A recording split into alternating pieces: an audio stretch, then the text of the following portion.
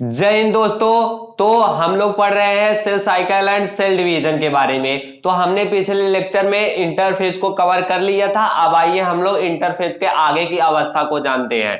तो इंटरफेज के आगे की अवस्था है एम फेज। तो एम फेज को हम लोग पढ़ेंगे।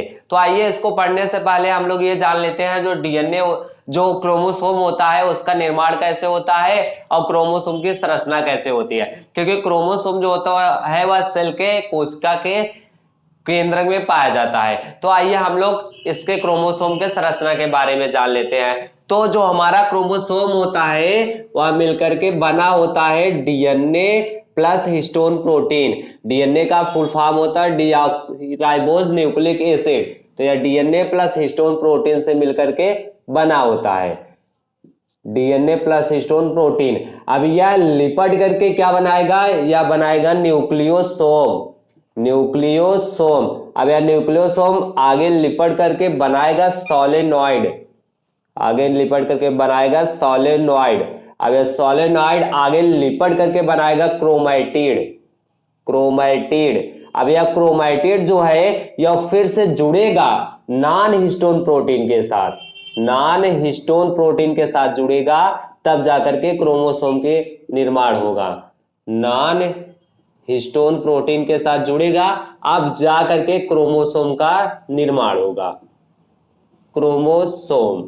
तो क्रोमोसोम के निर्माण में मुख्यतः इतने चरण होते हैं। जो डीएनए होता है और हिस्टोन प्रोटीन ये आपस में लिपट करके न्यूक्लियोसोम का निर्माण करते हैं। अब यह न्यूक्लियोसोम भी लिपटेगा, यह भी आपस में लिपट करके सोलेनॉइड का निर्माण करेगा। अब यह सोलेनॉइड भी आपस में लिपट करके क्रोमैटिड का निर्माण करेगा और यह क्रोमैटिड नॉन हिस्टोन प्रोटीन के साथ लिपट करके क्रोमोसोम का निर्माण करेगा। अब आइए हम लोग क्रोमोसोम की संरचना के बारे में जान लेते हैं। तो जो क्रोमोसोम होता है उसका संरचना कुछ इस प्रकार से होता है। थोड़ा बड़े में बनाएंगे जिससे आपको आसानी से समझ में आ जाए। तो जो क्रोमोसोम होता है इसका संरचना द्विडंबलाकार होता है। या हो गया क्रोमोसोम की संरचना। इसे बोलते हैं क्रोमैटिन। इसे बोलते हैं क्रोमैटिन। इसे छोड़िए, ये जाने दीजिए। इसे बोलते हैं, इन दोनों को अगर हम लोग देखें तो इसे बोलते हैं सिस्टर क्रोमैटिन। Sister chromatid. एक को लेंगे तो हो जाएगा क्रोमैटिन, अगर दोनों को लेंगे तो हो जाएगा क्रोमैटिड। तो इसे बोलते हैं, इन दोनों को अगर देखेंगे तो इसे बोलते हैं सिस्टर क्रोमैटिड। और यहां पर कुछ इस प्रकार का एक तस्तरीनुमा प्रोटीन से बनी संरचना पाया जाता है यहां पर, जिसे बोलते हैं काइटेनोफोर। या तस्तरीनुमा प्रोटीन से बना हुआ भाग होता है, इसे बोलते हैं काइटेनोफोर। इसे बोलते हैं काइटेनोफोर। यह होगा काइटेनोफोर। और यहीं से ही इस प्रकार से फ्लैजेला का जैसा एक आकृति का निर्माण होता है जिसे बोलते हैं स्पिंडल फाइबर। इसे बोलते हैं स्पिंडल फाइबर। इसे कहते हैं स्पिंडल फाइबर, जो फ्लैजेला नुमा संरचना होता है। बस यही होता है क्रोमोसोम की संरचना, इसी प्रकार से होती है। या हो गया एक अगर रहेगा क्रोमैटिन, इन दोनों को बोलेंगे सिस्टर क्रोमैटिड। और यहाँ पर तस्तरीनुमा प्रोटीन से बना हुआ एक प्लेट जैसी संरचना होती है जिसे बोलते हैं काइटेनोफोर। और यहाँ पर एक फ्लैजेला जैसी संरचना होती है जिसे बोलते हैं स्पिंडल फाइबर। तो अब आइए हम लोग एम फेज के बारे में जानते हैं। तो अब आइए हम लोग एम फेज के बारे में जानते हैं। तो आप लोग जानते हैं जो एम फेज होता है, जो यम फेज होता है, यह दो प्रकार से होता है। एक होता है कैरियोकाइनेसिस, एक होता है साइटोकाइनेसिस। एक होता है कैरियोकाइनेसिस, कैरियोकाइनेसिस, और एक होता है साइटोकाइनेसिस। तो अब हम लोग पढ़ेंगे कैरियोकाइनेसिस के बारे में। कैरियोकाइनेसिस में 3-4 चरण आते हैं। एक होता है प्रोफेज, एक होता है मेटाफेज, एक होता है एनाफेज, और अंत वाला होता है टेलोफेज। टेलोफेज। और जो साइटोकाइनेसिस होता है इसमें आते हैं दो, एक आता है प्लांट और एक आता है एनिमल। तो इन सब के बारे में आज हम लोग कवर करेंगे आज के इस वीडियो में। तो आइए अब हम लोग पढ़ते हैं एम फेज के कैरियोकाइनेसिस के बारे में। तो हम लोग पढ़ेंगे एम फेज के कैरियोकाइनेसिस के फर्स्ट चरण। कैरियोकाइनेसिस का मतलब आप लोग समझ रहे हैं, केंद्रक का विभाजन। क्योंकि जो साइंस होता है, साइंस में सेंटर केंद्रक को कैरियो बोलते हैं, और साइंस में जो सेल होता है उसे साइटो बोलते हैं। तो हो जाएगा सेल विभाजन मतलब कोशिका विभाजन, या हो जाएगा केंद्र विभाजन। तो आइए इसके पहले हम लोग फर्स्ट चरण पढ़ते हैं प्रोफेज। इसका फर्स्ट वाला हो जाएगा प्रोफेज। तो प्रोफेज क्या होता है? प्रोफेज के इसमें दो चरण आते हैं। प्रोफेज के दो चरण आते हैं, एक होता है प्रोफेज फर्स्ट, एक होता है प्रोफेज सेकंड, एक होता है प्रोफेज सेकंड। प्रोफेज फर्स्ट को बोलते हैं अर्ली फेज, इसे बोलते हैं अर्ली फेज, और इसे बोलते हैं लेट फेज, इसे बोलते हैं लेट फेज। तो इसके दो चरण होते हैं। अब अर्ली फेज में क्या होता है और लेट फेज में क्या होता है, आइए अब हम लोग इसके बारे में जानते हैं। तो जो अर्ली फेज होता है और जो लेट फेज होता है, जैसे मान लीजिए एक सेल है, यहां पर भी एक सेल है, तथा सेल के अंदर जैसे मान लीजिए यहां पर ढेर सारे लेयर पाए जाते हैं, तथा यहां पर इस प्रकार से सेंट्रियोल होता है। सेंट्रियोल यह हो गया, और यह हो गया विभिन्न प्रकार के लेयर। जैसे क्या हो जाएगा, एंडोस्पर्मिक रेटिकुलम हो जाएगा, राइबोसोम हो जाएगा, और गाल्जी बॉडी हो जाएगा, और न्यूक्लियस मेम्ब्रेन हो जाएगा, न्यूक्लियोलस हो जाएगा। इतने प्रकार के जो सभी लेयर होते हैं ना, वो यहाँ पर अर्ली फेज में दिखाई देते हैं, तथा धीरे धीरे भी नष्ट होने लगते हैं। अर्ली फेज में दिखाई देते हैं, इसके बाद धीरे धीरे नष्ट होने लगते हैं। और जो लेट फेज होता है, प्रोफेज का सेकंड फेज लेट फेज, इसके अंत तक ये सभी लेयर समाप्त हो जाते हैं, तथा ये जो सेंट्रोल देख रहे हैं, जो सेंट्रियोल, आइए लिख ही देते हैं, यह हो गया सेंट्रियोल, यह हो गया सेंट्रियोल, और यहाँ पे लेयर हो जाएगा ना। तो मान लीजिए जो लेयर है, न्यूक्लियोसोम है, न्यूक्लियोलस मेम्ब्रेन है, गोल्जी बॉडी है, एंडोस्पर्मिक रेटिकुलम है, ये सभी इसके प्रारंभिक अवस्था में गायब होने लगते हैं, जो अर्ली फेज है। अब लेट फेज तक क्या होता है कि ये सभी जितने लेयर होते हैं सेल के अंदर, ये सभी नष्ट हो जाते हैं। क्यों? क्योंकि कभी भी अगर किसी के भी घर में बंटवारा होता है, तो पहले ये बताइए, पहले घर ही बंटवारा हो जाता है, जो वहां पर सोना चांदी बहुमूल्य वस्तुएं होती है वे होती है। तो इसमें जो आंतरिक वस्तुएं, जो बहुमूल्य वस्तुएं होती हैं, पहले वे बंटवारे की जाती है, तब फिर घर बंटवारा किया जाएगा और अदर सामान किया जाएगा। तो यहाँ पर हम लोग बंटवारे के ही बारे में पढ़ रहे हैं, सेल के बंटवारे के बारे में पढ़ रहे हैं। तो यहाँ पर सेल के आंतरिक भाग में देखेंगे ना, तो आंतरिक भाग में यहाँ पर मेन है लेयर, तो मेन लेयर धीरे धीरे नष्ट हो रहा है, तो बंटवारा का प्रारंभ हो रहा है। तब इसके अर्ली फेज में लेयर धीरे धीरे नष्ट हो रहा है, और इसके लेट फेज तक धीरे धीरे जो लेयर है जो नष्ट हो रहा था, वह पूर्ण रूप से नष्ट हो जाता है। तो यहाँ पर लेयर पूर्ण रूप से नष्ट हो जाता है। और जो यहाँ पर सेंट्रियोल देख रहे हैं, या इस साइड है, ये दोनों एक दूसरे के विपरीत ध्रुव की तरफ चले जाते हैं। तो मतलब इसमें क्या हो जाएगा, सेंट्रियोल यहाँ पर चला आएगा, और इसमें सेंट्रियोल यहाँ पर चला आएगा, और जो यहाँ पर जितने लेयर है वे सभी लेयर समाप्त हो जाएंगे। यही पढ़ना है हमें केवल प्रोफेज के बारे में। तो यहाँ पर हम लोग क्या लिख सकते हैं, हम लोग लिख सकते हैं प्रोफेज में सभी लेयर समाप्त हो जाते हैं, सभी लेयर फिनिश हो जाते हैं, फिनिश हो जाते हैं, और इसमें सभी लेयर फिनिश होना प्रारंभ करते हैं। तो यह हो गया प्रोफेज के बारे में। अब आइए हम लोग आगे पढ़ते हैं मेटाफेज के बारे में। तो अब हम लोग पढ़ेंगे मेटाफेज के बारे में। मेटाफेज, तो अब मेटाफेज क्या होता है? मेटाफेज में क्या होता है, यहां पर जो प्रोफेज था उसमें सेंट्रियोल विपरीत दिशा में चले आए थे, तथा जो विभिन्न प्रकार के लेयर थे वे सभी नष्ट हो गए थे। अब मेटाफेज में क्या हो जाएगा, जैसे मान लीजिए सेल है, यहां पर सेंट्रियोल का निर्माण हुआ है, यहां पर सेंट्रियोल का निर्माण हुआ है, तथा अब इस अवस्था में जो मेटाफेज होता है, इस अवस्था में जो होता है, कोशिका का अध्ययन करना सबसे आसान माना जाता है। क्यों? क्योंकि जो यहाँ पर कोशिका का जो यहाँ पर निर्माण होता है वो अपने सबसे प्रारंभिक अवस्था में होता है। यहाँ पर क्रोमोसोम का अध्ययन करना सबसे बेस्ट माना जाता है, क्योंकि वो अपने प्रारंभिक अवस्था में रहेगा। तो प्रारंभिक अवस्था में रहेगा, जब हम मेच्योरिटी में आएगा तो उसके हम विभिन्न प्रकार के होने वाले चरणों को आसानी से देख सकते हैं। तो इसलिए इसे सबसे बेस्ट चरण माना जाता है, किसको? मेटाफेज को। और इसे कैसे देखेंगे? ऐसे इसे नग्न आंखों से नहीं देखा जा सकता, इसके लिए सूक्ष्मदर्शी की आवश्यकता पड़ी थी। और उस समय में, जिस समय कोशिका का खोज हो रहा था, उस समय माइक्रोस्कोप का निर्माण हो चुका था, तो जिससे अध्ययन करने में काफी आसानी हुआ। तो इसमें हम लोग लिख सकते हैं, जो मेटाफेज है इसमें लिख सकते हैं कि इसे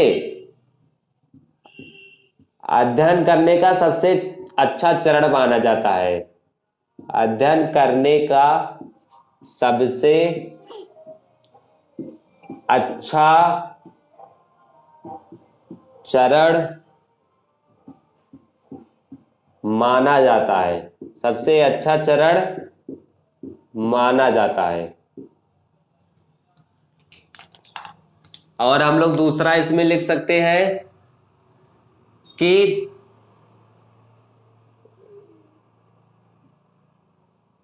इसमें होने वाले विभिन्न परिवर्तनों को हम लोग आसानी से देख सकते हैं।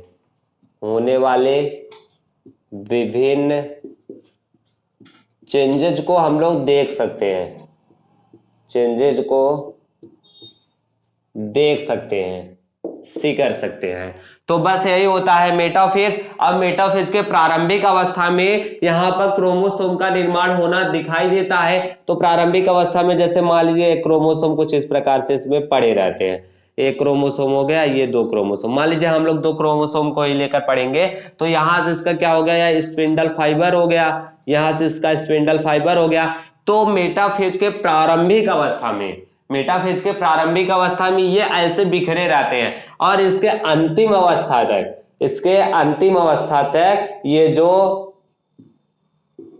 ये मान लीजिए सेल है। अब यह जो स्पिंडल फाइबर है, यह जो स्पिंडल फाइबर है यह जाकर के सेंट्रियोल से जुड़ जाता है। और ये जो क्रोमोसोम इस प्रकार से इसमें बिखरे हुए हैं, यह ऐसे एक सीध में आ जाते हैं। जैसे मान लीजिए यह हो गया क्रोमोसोम और यह हो गया सेंट्रियोल, यह हो गया सेंट्रियोल।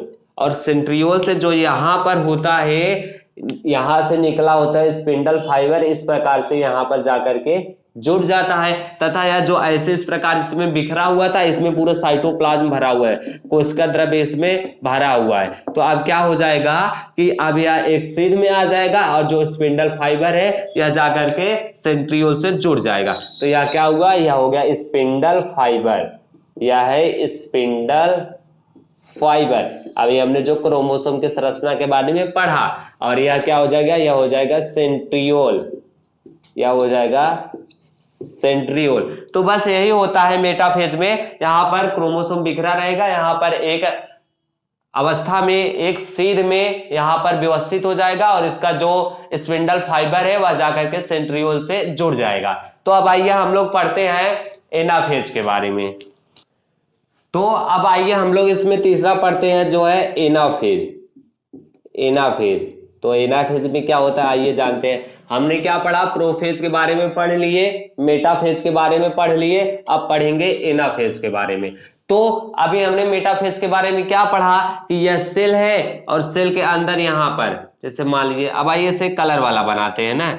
यहाँ पर एक क्रोमोसोम ये, एक क्रोमोसोम ये, यहाँ पर एक क्रोमोसोम, दो क्रोमोसोम, यहाँ पर ये हो गए। तो यहाँ पर क्या हो जाएगा? सेंट्रियोल था मेटाफेज के अंत तक, और यहां से स्पिंडल फाइबर निकल करके सेंट्रियोल से जुड़े हुए थे यहाँ पर। अब इसके नेक्स्ट चरण में क्या होगा? यह किसका चरण है? यह मेटाफेज का है। तो एनाफेज में क्या हो जाएगा? अब इधर से मान लीजिए यह हो गया सेंट्रियोल, यह हो गया स्पिंडल फाइबर। तो सेंट्रियोल व स्पिंडल फाइबर के बीच में कॉन्ट्रैक्शन होगा, मतलब यहाँ पर तनाव होगा। तनाव होगा, तनाव के कारण यह जो क्रोमोसोम है यह दो भागों में बढ़ जाएगा। देखिए कुछ इस प्रकार से यहाँ पर बढ़ जाएगा। जैसे मान लीजिए यह सेल हो गया, यह सेंट्रियोल हो गया, यह भी सेंट्रियोल हो गया। अब यहां से क्रोमोसोम उखड़ा, ये क्रोमोसोम इधर जाएगा, आधा आधा नीचे, आधा ऊपर आधा नीचे, कुछ इस प्रकार से। यह क्या हुआ, यह आपस में टूट गया। अब यह क्या हुआ, यह आपस में टूट गया, क्योंकि यहां पर इतना खतरनाक खिंचा होता है कि यह आपस में ही विभाजित हो जाता है। अब क्या हुआ, सेंट्रियोल यहां से इससे जुड़ा है, स्पिंडल फाइबर से ये ऐसे जुड़ा है। तो एनाफेज के अंत तक यही होता है कि स्पिंडल फाइबर और सेंट्रियोल के बीच में कॉन्ट्रैक्शन हुआ और यह जो क्रोमोसोम है दो अलग अलग भागों में विभाजित हो गया। अब भी कॉन्ट्रैक्शन जारी रहेगा जब तक यह इसके करीब ना आ जाए। तो अब यह इसे इसकी तरफ खींचेगा, इसे इसकी तरफ खींचेगा, क्योंकि अब यह अलग हो गए हैं, अब आसानी से जाएंगे। तो यही होता है बस एनाफेज के बारे में। तो हम लोग बता सकते हैं एनाफेज में क्या होता है, ऐसा चरण जिसमें सेंट्रियोल व स्पिंडल फाइबर के बीच में कॉन्ट्रैक्शन मतलब खिंचाव होता है, जिसके कारण क्रोमोसोम दो अलग अलग भागों में बढ़ जाता है। बढ़ने के पश्चात वे विपरीत ध्रुव की तरफ गति करने लगते हैं। बस इतना ही है एनाफेज के बारे में। तो अब आइए हम लोग आगे पढ़ते हैं टेलोफेज के बारे में और देखते हैं क्या होता है। तो अब चौथा है टेलोफेज। टेलोफेज, तो टेलोफेज में क्या होता है आइए हम लोग देखते हैं। टेलोफेज जैसे मान लीजिए क्या हुआ, यह हुआ सेल हुआ, यह सेल हुआ, और हमने अभी तक क्या पढ़ा एनाफेज में कि यहां पर जो क्रोमोसोम थे वे विपरीत ध्रुव की तरफ जा रहे थे, क्योंकि वे अलग हो गए थे सेंट्रियोल और स्पिंडल फाइबर के बीच में कॉन्ट्रैक्शन से। तो ये अलग हो गए, हम लोग इन्हें अलग कर दिए हैं। अब यहाँ पर हो गया सेंट्रियोल, यहाँ पर भी हो गया सेंट्रियोल। अब यहाँ पर हम लोग बना देते हैं स्पिंडल फाइबर, या हो गया स्पिंडल फाइबर, और इसके बीच में यहाँ पर बंध टूट गया है। और तो यह किसका अवस्था है, यह किसका चित्र है, या एनाफेज का। तो अब टेलोफेज में क्या होता है, यह किनारे पर जाएगा। अब मान लीजिए नेक्स्ट चरण बनाते हैं यहाँ पर। अब क्या हुआ, अब क्या हुआ, यह यहां पर है, थोड़ा नजदीक है, इसको और थोड़ा ऊपर लेकर के जाते हैं। तो यह यहां पर चला आया, यहां पर चला आया। मान लीजिए आधा आधा क्रोमोसोम है, इसे अर्ध गुणसूत्रण बोलते हैं इस प्रक्रिया को, अर्ध गुणसूत्रण। अब यहां से क्या हुआ, स्पिंडल फाइबर इसे यहां तक खींचे लेकर चला आया, इसे यहां तक और इसे यहां तक, इसे यहां तक। तो अब यहां पर देखिए यह किसका चित्र है, यह है एनाफेज का, और यह किसका चित्र है, यह टेलोफेज का, क्योंकि यह इसके काफी नजदीक आ गया है और अभी यहां पर केवल बंध टूटने तक का ही चित्र दिखाया गया है। अब आगे क्या होगा, अब मान लीजिए यह यहां पर चलाया, अब यहां पर यह आपस में जुड़ेगा, जुड़ करके एक नई कोशिका का निर्माण करेगा। आपस में ये सभी जो यहां पर ये क्रोमोसोम है, ये आपस में विसंगुणित हो जाएंगे। जैसे आइए इसका हम लोग आगे चित्र देखते हैं। तो यहां पर यह सेल हो गया, अब यह सेल हो गया, तो अब यह आपस में देखिए यहां पर अब ये आपस में विसंगुणित हो जाएंगे इस प्रकार से। अब विसंगुणित हो गए और यहां पर हो गया क्या, सेंट्रोल, यहां पर सेंट्रोल बचा, और ये जो सभी थे ये आपस में विसंगुणित हो गए और इनका भी अलग से साइटोप्लाज्म हो गया इसके अंदर। तो ये सभी आपस में विसंगुणित होकर के नई कोशिका का निर्माण कर देते हैं। अब यह कोशिका नई निर्माण हो गया इसके अंदर, तो अब क्या हो जाएगा, अब यह विभाजित होना चाहेगा। तो अब यह यहां से विभाजित होगा, विभाजित होने के पश्चात इसमें इस प्रकार से दो सेल का निर्माण हो जाएगा। और यह जो यहाँ पर विभाजन हुआ है यह किसके आधार पर हुआ है, केंद्रक के आधार पर हुआ है। तो यह केंद्रक के आधार पर हुआ है। तो इस प्रकार से यहाँ पर दो केंद्रक का निर्माण हो जाएगा। अब हम लोग इसके आगे के चरण के बारे में पढ़ेंगे। तो यहाँ पर इस प्रकार से यह विभाजित हो जाएगा दो भागों में। तो ऐसा होता है टेलोफेज के चरण में, यहां पर यह किनारे पर गया तथा ये आपस में विसंगुणित हो जाएंगे, विसंगुणित होकर के इस प्रकार का स्ट्रक्चर बनाएंगे। अब यह हुआ, अब इसके अंदर मेच्योरिटी आ गया। अब मेच्योरिटी आने के पश्चात यह जो इसका केंद्रक है यह दो भागों में बढ़ जाएगा तथा इस प्रकार से इसका संरचना हो जाएगा। तो अब आइए हम लोग पढ़ते हैं साइटोकाइनेसिस के बारे में। इसमें ज्यादा कुछ है नहीं, आसानी से हम लोग समझ लेंगे। तो आइए अब आगे पढ़ते हैं। अब हम लोग पढ़ेंगे दूसरा क्या है, साइटोकाइनेसिस है।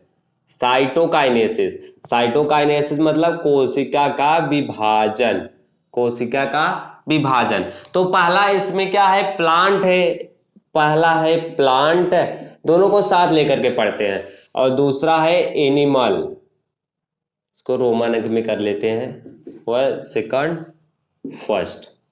और दूसरा क्या हो जाएगा, एनिमल हो जाएगा, एनिमल यहां पर हो गया प्लांट। तो हमें इसमें क्या पढ़ना है, साइटोकाइनेसिस मतलब कोशिका विभाजन।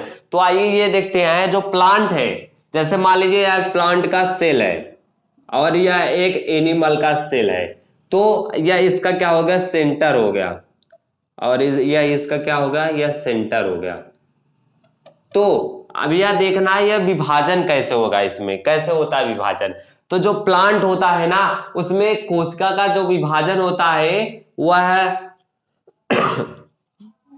अंदर से होता है, मतलब यहां से विभाजन होगा, ऐसे होते होते होते होते यहां से अंत तक यह दो प्रकार का कोशिका में बढ़ जाएगा तथा इसके अलग अलग केंद्र भी हो जाएंगे। यहां पर क्या हुआ, यहां पर जो सेल का विभाजन हुआ वह अंदर से हुआ है, अंदर से होने के बाद यह दो भागों में बट गया। और जो एनिमल होते हैं इसमें जो सेल का विभाजन होता है वह बाहर की तरफ होता है। जैसे मान लीजिए कुछ इस प्रकार से, यहां से बाहर से सेल इस प्रकार से सिकुड़ेगा, सिकुड़ने के पश्चात अब यहां पर जो है इस प्रकार से सेल का विभाजन होगा। या बस हमें यही पढ़ना है, एनिमल में इस प्रकार से सेल का विभाजन होता है और प्लांट में सेल अंदर की तरफ से विभाजन होता है। आपसे क्वेश्चन पूछ सकता है कि cell cycle and cell division में जो एनिमल में सेल का विभाजन होता है वह कैसे होता है। ऑप्शन दे दिया, अंदर से बाहर की तरफ, बाहर से अंदर की तरफ, दोनों तरफ से, इनमें से कोई नहीं। तो इसमें कौन सा ऑप्शन हो जाएगा, अंदर से बाहर की तरफ। यही होता है प्लांट में सेल का डिवीजन। अंदर से यहां पर इसमें म्यूटेशन होगा, म्यूटेशन की वजह से अंदर से विभाजन होना प्रारंभ करेगा, विभाजन होने के पश्चात दो प्रकार के संतत कोशिकाओं का निर्माण कर देगा। और जो पशु होते हैं, मनुष्य होते हैं इत्यादि में जो सेल का डिवीजन होता है वह बाहर से अंदर की तरफ होता है। इसमें बाहर से कॉन्ट्रैक्शन होगा म्यूटेशन की वजह से, या दो सेल